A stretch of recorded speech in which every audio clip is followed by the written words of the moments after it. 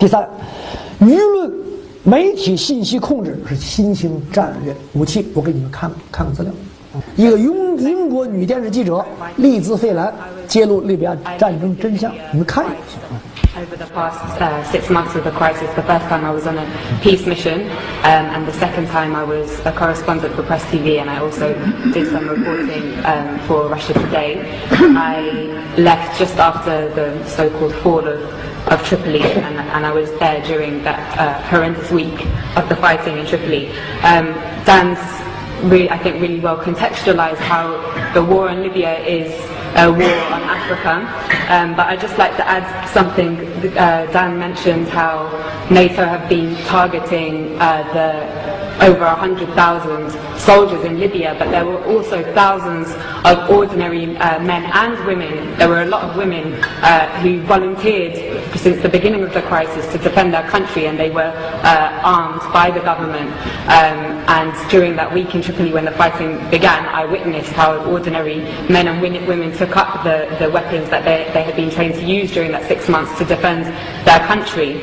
And so I'm going to, as a journalist, I'm going to talk a little bit about the role of the media, and this has been an incredible media war. Dan alluded strongly to the criminalization of the Libyan government and Gaddafi.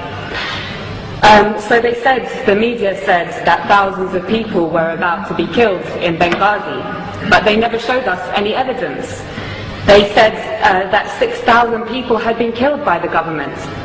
Human rights organizations have confirmed that approximately 250 have died from both sides. They said that the Libyan government was attacking its own people from the air, and Russian intelligence satellites have since shown us that this was impossible. They said that the government was hiring mercenaries from elsewhere in Africa. They never showed us the evidence. Instead, we saw the videos of black Libyans and other black Africans being lynched in public squares by NATO's ground troops, the rebels, with scores of people filming on their mobile phones and Western special forces looking on. They said that Gaddafi was hated by his people, but they never showed us the 1.7 million people in a country of 6 million in Green Square on July the 1st.